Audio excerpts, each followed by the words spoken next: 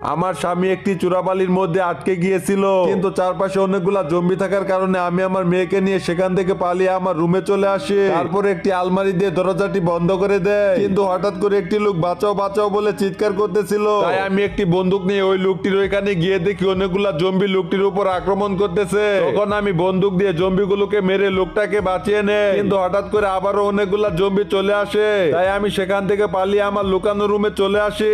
এরপর সেখানে একটি রুম তৈরি করে লোকটিকে আমার রুমের ভিতরে নিয়ে আসি, কিন্তু ওই জম্বিগুলোকে মারার জন্য আমাদের কাছে কোনো হাতিয়ার ছিল না। তাই আমরা তাড়াতাড়ি করে একটি ঘর তৈরি করে অনেকগুলা বন্দুক মজুত করে নেই। এরপর আমরা সেখান থেকে কিছু বন্দুক নিয়ে উপরে গিয়ে জম্বিগুলোকে মারতে থাকি, কিন্তু এই অসহায় বাবার জন্য কেউ লাইক সাবস্ক্রাইব করলো না।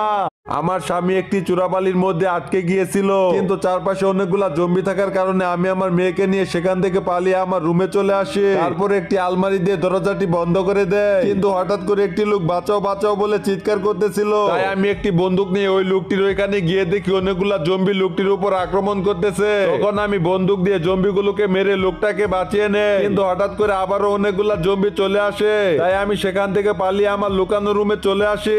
এরপর সেখানে একটি রুম তৈরি করে লোকটিকে আমার রুমের ভিতরে নিয়ে আসি, কিন্তু ওই জম্বিগুলোকে মারার জন্য আমাদের কাছে কোনো হাতিয়ার ছিল না। তাই আমরা তাড়াতাড়ি করে একটি ঘর তৈরি করে অনেকগুলা বন্দুক মজুত করে নেই। এরপর আমরা সেখান থেকে কিছু বন্দুক নিয়ে উপরে গিয়ে জম্বিগুলোকে মারতে থাকি, কিন্তু এই অসহায় বাবার জন্য কেউ লাইক সাবস্ক্রাইব করলো না।